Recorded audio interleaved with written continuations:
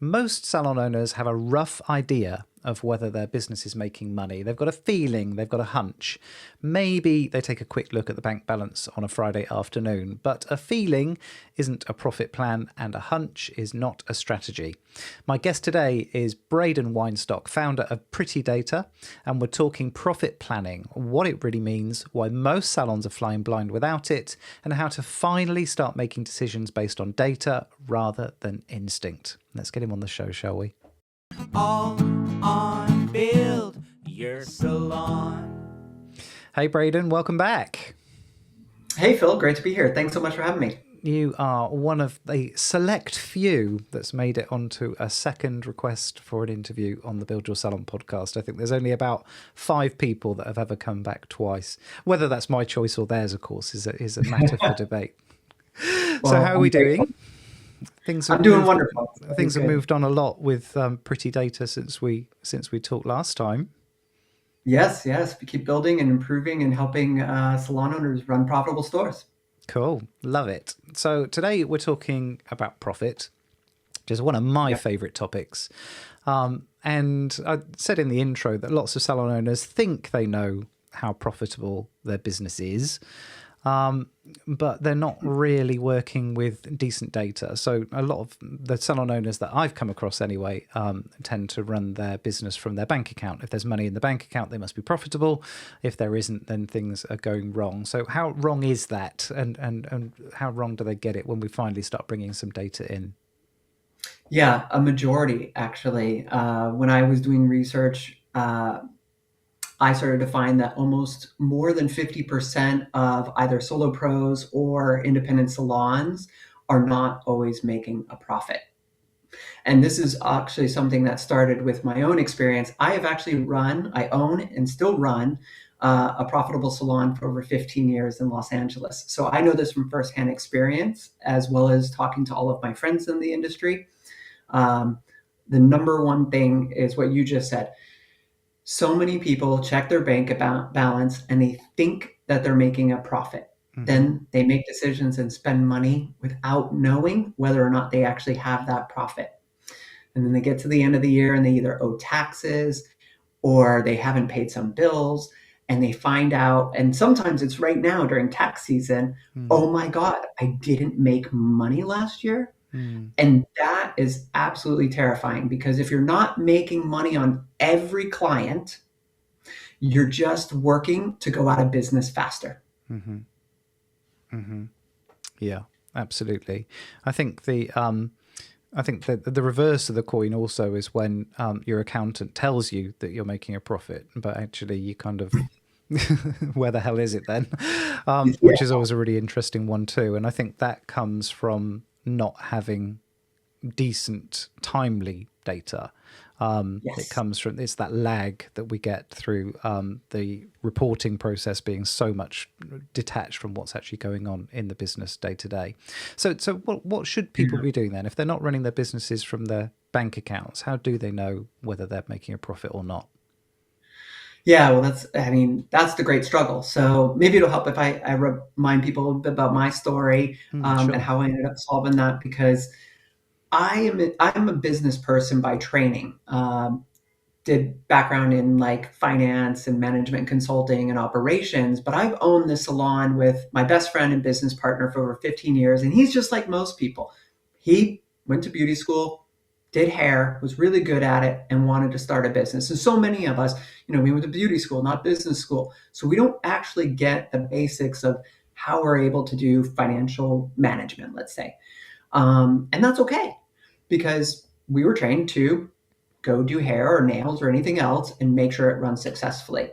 And so when you actually go and you look at your data, I personally have always found the problem is it's spread across all these different systems. So what happens? I end up looking at my booking system, but it doesn't have my expenses. Or I go and I look at my accounting system, but it's out of date and it's confusing and I don't understand accounting. So I'm waiting on my accountant to send me something. But that doesn't answer it. So I end up talking to pretty much every salon owner and they have a spreadsheet. And that really sucks. And I know you've run into this problem too. When you sit down to work with a client one of the first things they need to do is gather all of their data. And I think that's the core of the problem. Getting all the data from your marketing system, your accounting system, your booking system, and being able to put these types of things together in order to know, hey, how many clients are coming in? How much revenue is that making? What are my expenses? And am I making money? Mm-hmm. And then from there, if I'm not making money, typically the question becomes, which staff member is struggling and why? And so the key is getting all of that data together. And that's what I set out to do with Pretty Data, because after over a decade of doing this in spreadsheets, I thought there's got to be a better way, but there wasn't. And so I built it. And that's Pretty Data, trying to help you quickly see with data from your booking system, how many clients did I do? What's the average bill per visit? And then we gather data from your accounting system and we put that together. So when you open the app, the first thing you see is, this is how much money I made from every visit. This is how much every visit costs me, all your expenses without having to deal with the accounting mess. And then what's left over as profit. And that way, for example, you can say, I know every time a customer comes in, I make $20. Great. So if you want to make $20,000, guess what you need to do? I love it. And the reason I love it so much, and you will know, Build Your Salon listeners, that I don't endorse virtually anything ever. It's very, very rare that I put my name to anything. But the reason I'm putting my name to Pretty Data is because so often in that coaching journey, from my point of view, that gathering the data, that getting all the information together is enough to stop people getting the help that they need at all. Just the thought of having to try and find all those reports and speak to the accountant and get all the invoices together and find the out-of-date spreadsheet, that's enough sometimes for people to go, do you know what? I don't want coaching. I just can't face it. So that's why I'm very excited about something like Pretty Data coming along and just bringing all of those strands together in a way that's actually meaningful and useful for people. And I suppose what I want is people to open up Pretty Data and see that they need some help. So that's the flip side. But yeah, bringing all those strands together is exactly what's getting me kind of excited about this. So when you're bringing all that data together, in your experience, then what are the warning signs that you notice very quickly? So you mentioned, for example, particular team members struggling. What else tends to stand out when you're looking at the numbers for the first time? Usually what I notice is the very first thing is people have a sense, but they don't have a clear set of data to easily tell them how much do they make on every customer, how much do they spend, and how many customers are they even doing.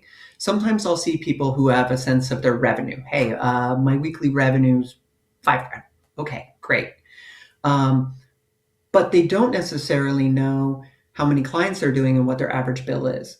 Now, some systems will do that and they'll see that, but then they just are completely missing the expenses. And that's the number one thing, is missing the expenses, because it comes from their accounting system and it's not connected. It's in accounting language. That's confusing. And so the two aren't there. And so really it's the, what am I spending, that becomes the number one thing that people don't have in order to answer the question, am I making a profit?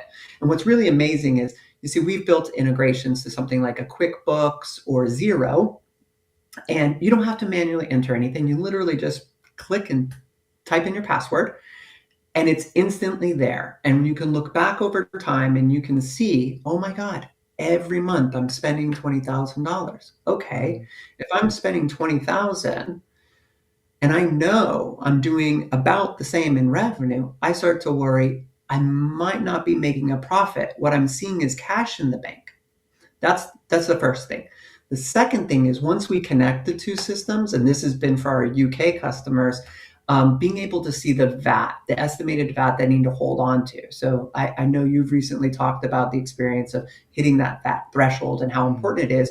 But in both the US and the UK, we all have problems in the beauty services industry, making sure we've set aside money for taxes. And what happens for a lot of people, and this has happened to close friends of mine as well, is they never have that VAT number in front of them, which is part of your core expenses. And so then tax season comes and they feel like they made money back at, January, but April comes and they're like, oh my God, I just lost it all. And so just being able to see those two things, what are my regular expenses? And then being able to keep tabs on VAT, those are when I really see light bulbs go off.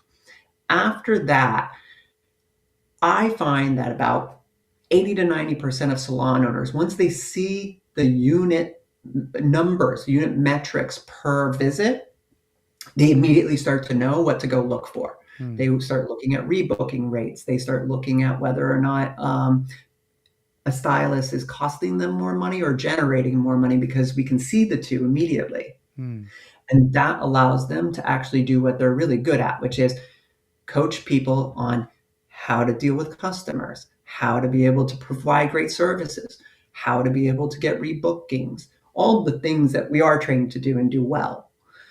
That's the key.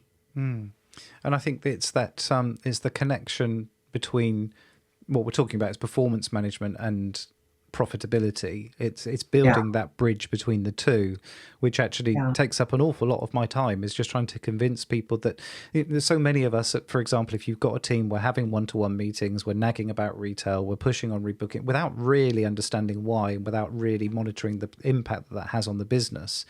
And it makes those targets feel arbitrary. It makes them feel just, plucked from thin air.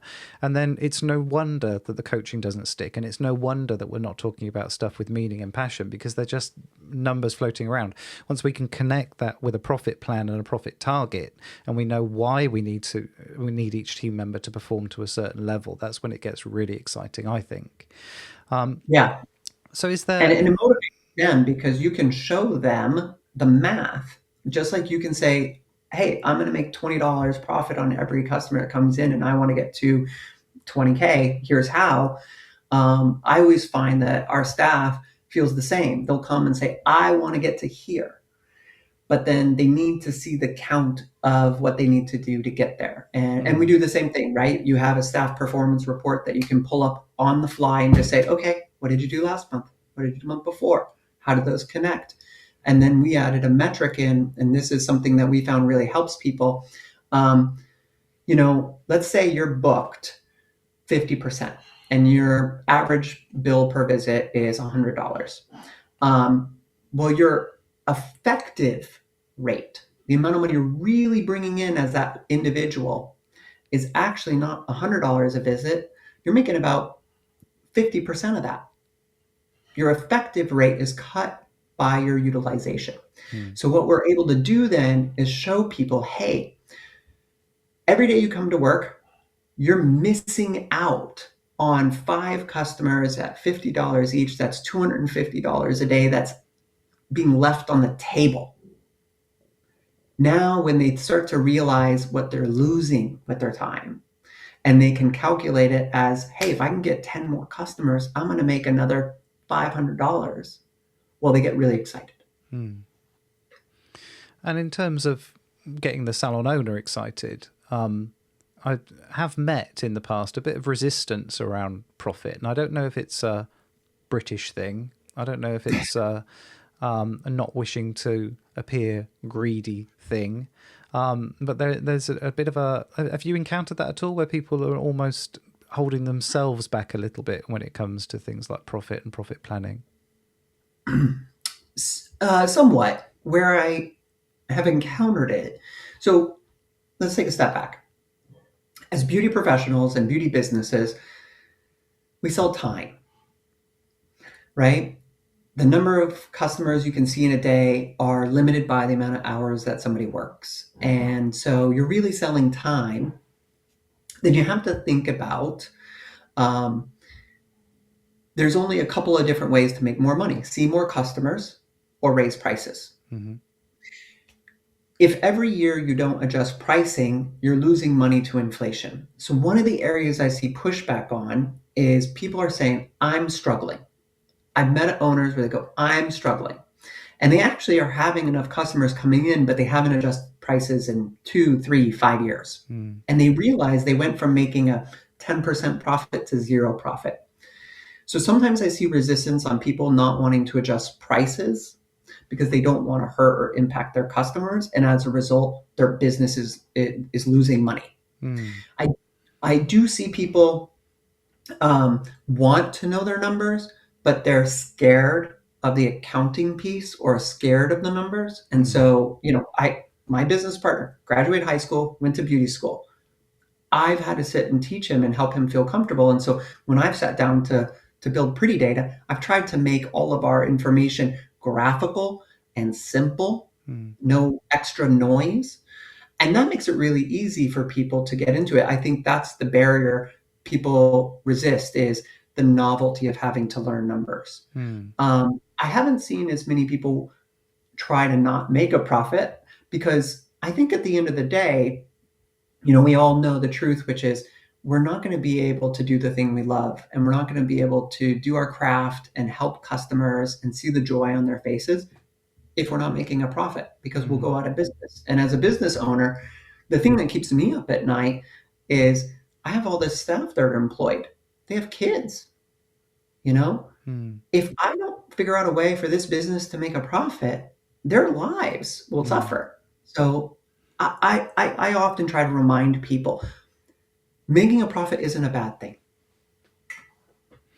I think the shift for me comes from spelling out that profit doesn't necessarily mean money that you're going to take out of the business and spend on holidays and cars.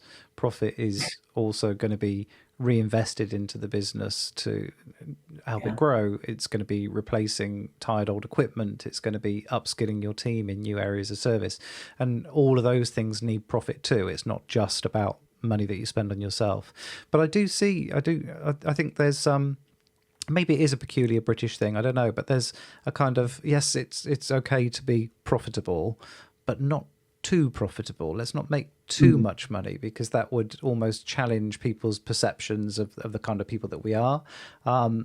And also, it requires you putting on a slightly different hat, I think, once you get to certain milestones in your business and certain levels of profitability, and trying to get Salon business owners to kind of appreciate that we could easily double their profits, triple their profits, 10x their profits if they want to work hard enough.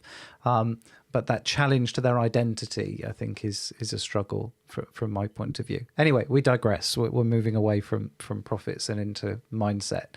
But what I really like is once people start looking at profit retrospectively and look at what's going on in the business now, they can start planning for profit as well and start to Yes. connect, what they want out of life, what they want out of their business, what they want to see from their business in future years, and what the business is going to need to do in order to support that.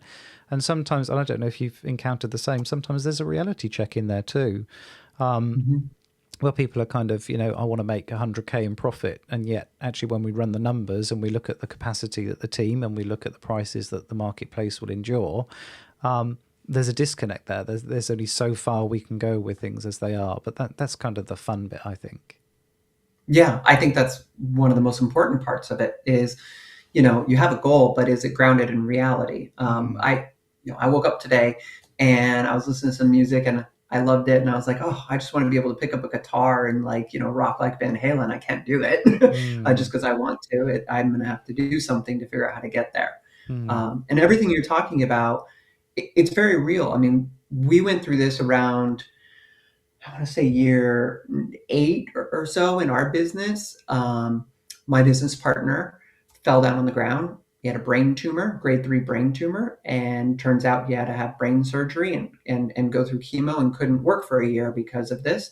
And that was when we were at the peak of what our salon was doing at that time. Mm. Um, and we did exactly what you said. And this is kind of like some of the genesis of my experience was for that year, he couldn't be in the shop. So I'm in everything.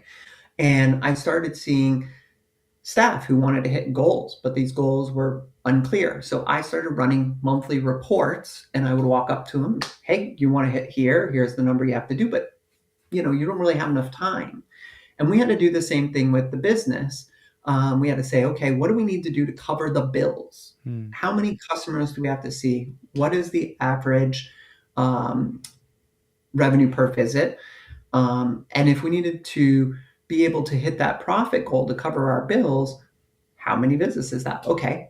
And as we started to do that for both ourselves and the team, you could quickly start to calibrate. We could figure out we needed to hire another person.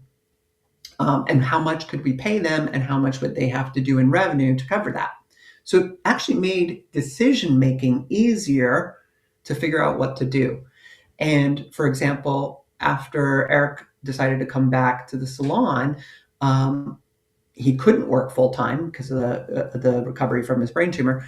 And he also decided, wait a second, based off these numbers, I can actually work part time, still pay my bills, and spend more time with my kids.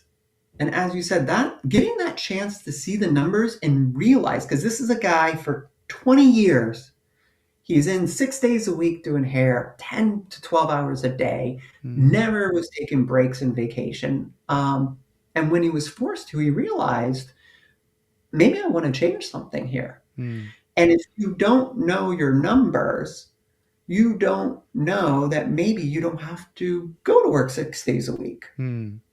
Or like you said, the flip side is, wait, I really need to make 100K. But you're just working constantly trying to get there when you realize that the structure of the numbers aren't letting you get there. Maybe you need to make a price adjustment. Maybe you need to hire another person. And if so, how much can you pay them?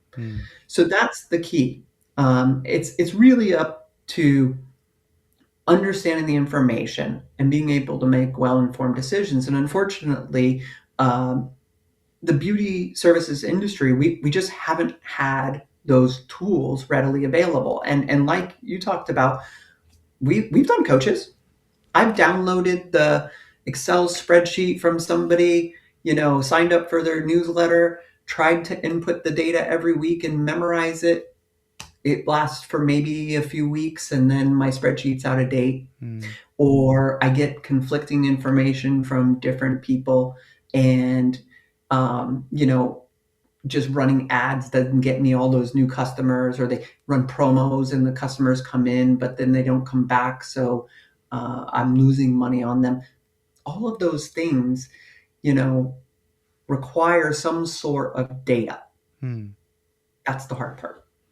And then you've obviously built Pretty Data with a kind of customer avatar in mind and a size of business in mind. But I want to keep this discussion kind of as broad as we can. So when we're looking at these kind of numbers, is there a business where it's kind of not worth it? Is there a size of business where it's irrelevant, do you think? Is it when we start to grow a team, build a team, get premises that it becomes important, or is it important for everybody?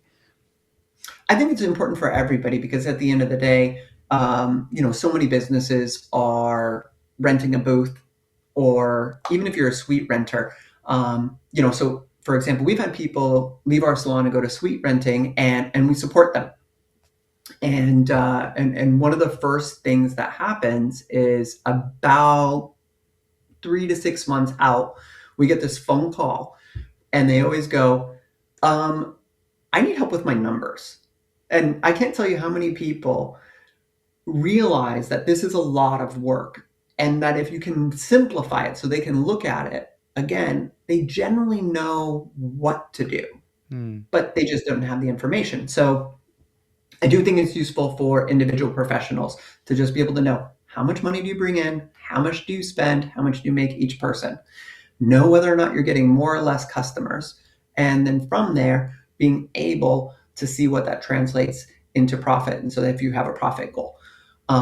But it really makes a difference when you're managing a salon, and you start to get to 3, 5, 15 people, because once you get to that point, a lot of the time is people management and being able to inform them of what they got to do to get to their goals. And ultimately, if you don't have those numbers to guide them, you're just spending time in spreadsheet hell. I think we've all been there. And so that's where I think it brings the most impact. Love it. Love it. So let's pull focus a little bit and just talk about where we're up to with Pretty Data and kind of what's next on on the path as far as Pretty Data is concerned, then I think we're gonna wrap this episode. And then what I'd like to do, if that's okay with you, Braden, is the problem we've got is the podcast is audio and video. I think it would be really nice to do a walkthrough so you can show people what Pretty Data does.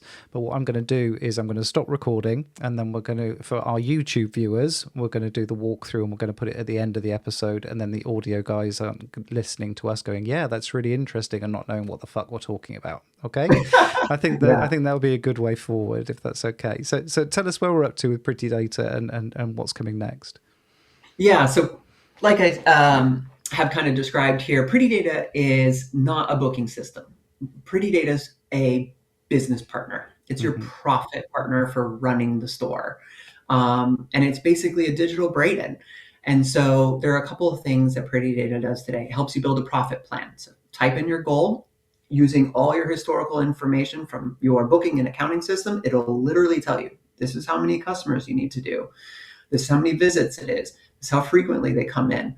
This is how many staff you need, how many hours they need to work. And then it just tracks that all year and tells you whether or not you're on or off target. It tells you every day when you open the app whether or not you're making a profit today. Second is it gives you all of the basic financial reports for revenue and expenses, the metrics you really care about, none of the extra stuff that is confusing, in pretty charts for both your business and staff. So you can basically walk up to any staff member, open the app, and immediately just do a quick one-on-one. Hey, look, you're a little down here, and we need to make sure we hit this thing. Or, hey, let me answer these questions you were asking before about what do I have to do to get here. So that's all on how do I run a profitable store. The second thing it does is it helps with all of your pricing. So we were talking about how important it is to do pricing. Well, we can find your competitors in the local area, all of their staff, all of their pricing, and give you the comparison of how much your pricing is in your neighborhood. So if you're leaving money on the table and you say, wait a second, I could be charging $10 more per week, and I do 20 services a week, and you do the math, that's $10,000 a year you're leaving on the table. And so we can actually do that calculation for you real quick. And then if you want, we can update all the prices and show you how much more money you'll make in one click. So it's one-click price updates. That's another way you make more money. The third thing we do is we help people with hiring. So we have the largest database in the world on salons, salon staff, salon prices, and we help you find people you didn't know exist and get their contact information so you can actually reach out and talk to them about potentially recruiting them. So these are the three things we do. And what's coming next in the next 90 days is we have a AI agent that you can talk to. And so you could just ask it, what was I making last year? How does that compare to this year? How is this person performing? And it will actually be your business partner answering those questions using the market data we have on pricing and hiring, as well as the data from your sales and your expenses. So it can actually be like a chat GPT, but with your salon data. And that way, whenever you have a question, you can reach into your pocket and say, hey, I need help. What would Phil do here? I love that. But you know I'm a nerd for anything that's got an AI flavor to it as well. But this is exactly what's been missing, is the ability in natural language to ask the questions that actually make a difference to how we're running the business. And there's such a great opportunity there. I'm so excited. So I usually finish these episodes with my famous 3 questions. But of course, you answered the famous 3 questions on your last visit to the Build Your Salon podcast. So I'm not going to ask you that. What I'm going to ask you instead is, what are you most excited about in 2026? Oh,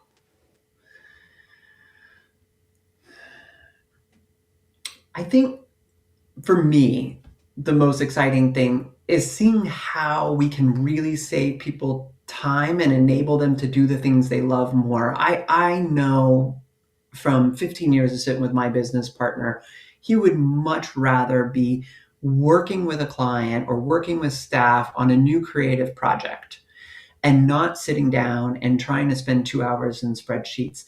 And I truly believe that what's happening today with AI tools, we can actually supercharge the artistry of hair and beauty and all the services that go into delivering a great client experience. And I personally, we use this in my salon, and my business partner will call me sometimes and he'll go, dude, I can't believe I can get this number so quick and easy. Mm.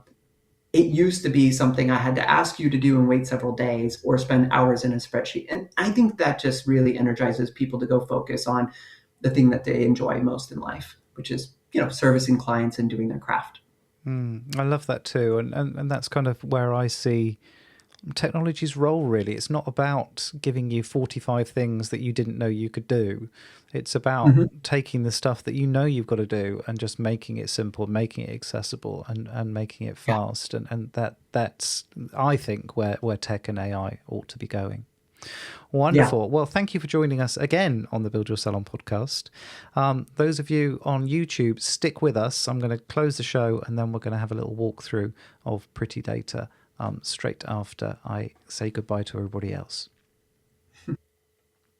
So there we have it, my chat with Braden. And as I've said, if you're on YouTube, stick with us. We're going to have a walkthrough of Pretty Data now.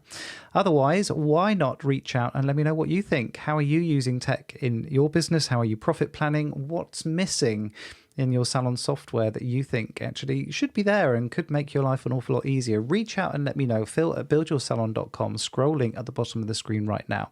Also reach out if you'd like to be a guest on a future episode of the Build Your Salon podcast. Stick with us if you're on YouTube. Otherwise, I will speak to you in just a few short days when I'm coming all over the internet with another dose of my wise owl wisdom. And until then, take care. All right. Hey, Phil, can you see my screen? I can, yeah. Crystal clear. You're looking good. Awesome. So this is Pretty Data. It supports multi-unit owners as well as singular. So I'm going to just jump in here and you'll see what I see as a salon owner. And you start right off in the health dashboard where you can see revenue, expenses, and profit. So here's my real business. And you can see that I have a profit plan. We set this up beginning of the year. Takes maybe 10 minutes. I'll show you in a second. And this tells me I'm a little bit off track. But below here, you can see for this month, I have a goal, 50,000 in revenue. Expenses need to be below 42,000. My profit target's 8,333. That's about 100 grand a year. And the number of visits on the bottom here. So you can see the ring is almost closed, but not fully because we have a gap. You can see how much we do per visit. You can see what our cost is. And so you can see we're making about $27, $28 per visit. We can also see the number of new clients we have already this month, 10. If I wanted to adjust this and just look at how I'm doing this year, same kind of thing. Boom.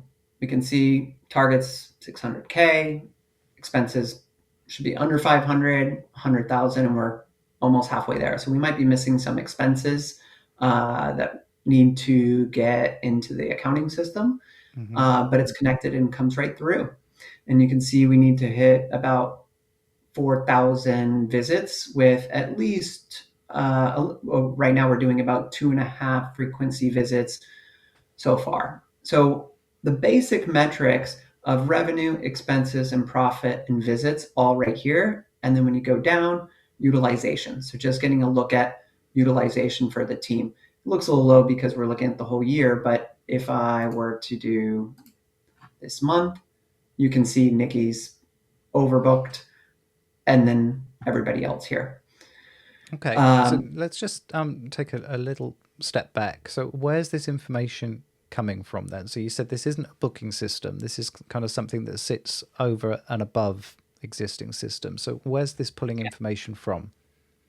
Yeah, so this is connected. So it's a great question. So we can come in here. I have these connectors and we can connect to different booking and accounting systems. So what we're doing is we're pulling a lot of data from our booking system and our accounting system. And then all of that gets combined in order for us to get those numbers. So That's it. as far as the So as far as the revenue, the number of visits and all the rest of it, that's coming from the booking system. And then the expense side of it is coming from the bookkeeping software that we've got the integration with as well. Yep. Zero or accounting, you connect it. And then what we do, so this is a great question. If you come in here, is we build a profit plan. And this is like at the beginning of the year, how much money do I want to make? And then what are my expenses? And because we have last year's numbers, it can already start to assume what that is and then do these calculations. And then that way, we always know what's happening in the business in relation to the profit plan. And it becomes a really easy thing to come in here and manage. Great. This is the bit that gets me excited, is when we're starting to Mhm. plan to actually make some profit in the business rather than just chasing increased turnover just because we feel like that's the thing that we ought to do. Yeah. So you mentioned during our chat a little, and we talked a little bit about pricing and pricing strategy and how Pretty Data can help with that. Do you want to just quickly show the guys that before we start to wrap things up? Yeah, sure. So maybe I come in here and I go, okay, here I'm a little off target. I'm looking at my visits and clients and everything, but I'm thinking, I didn't make any adjustments because of inflation. Right now, oil prices are high. All these things are going up and stuff. So there are a few things we can do. We can come in here to pricing. Something happened. Here we go. We can come in here to pricing and we can say, okay, how much are highlights in my area? Okay, 165. Good to know.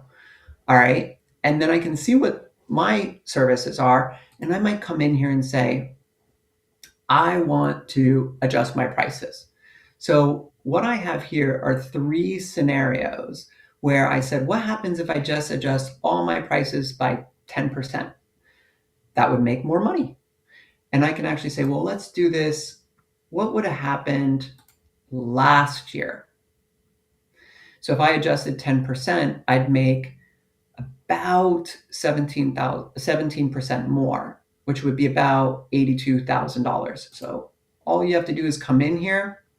It already has all of your historical data, everybody's prices, what you did. And you just say, okay, what happens if I adjust for inflation from January 2025?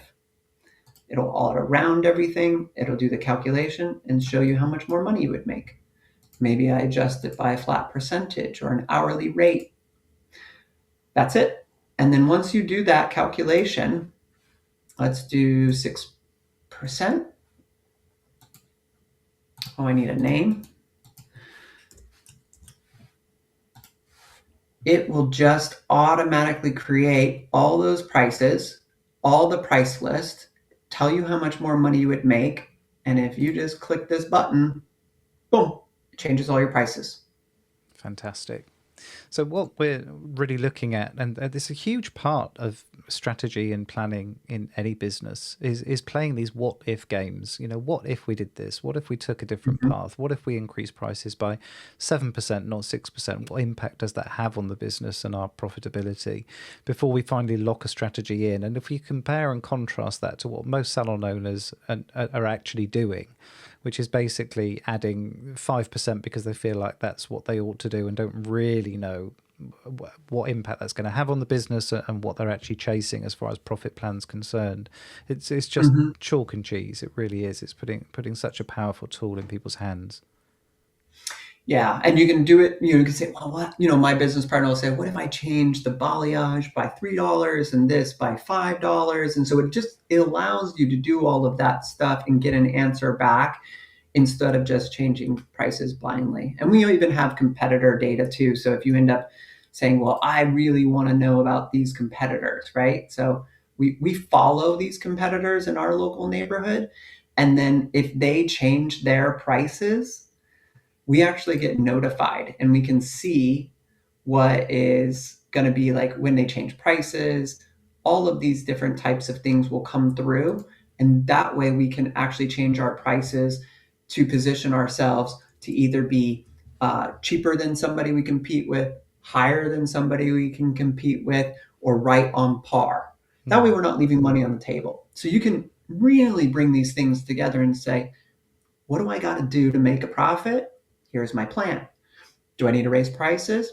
How much do I have to raise them? Where does that put me in comparison to my key competitors? On target, above, or below? And boom, you can do all of this and have it done in less than an hour and get back to work. Wonderful. Wonderful. I love it. And thank you so much for taking us through the software. Also, thank you so much for keeping that brief, because I know that you could spend days telling us about all the wonderful things that Pretty Data can do. So I really appreciate you keeping that really concise. I think what we're going to do is get you back on the show perhaps later in the year, when I really want to talk about recruitment. And we can look at how Pretty Data can help us with the recruitment picture as well, because I know that's such a big issue in so many salons too. Huge. So Yeah. thank you again, Braden, and it's always a pleasure talking to you. Same. Thanks, Phil. So there we have it, a quick walkthrough of just a couple of the features of Pretty Data. All of Braden's details are going to be in the show notes underneath this. Thanks for sticking with us, YouTube viewers, and until next time, take care.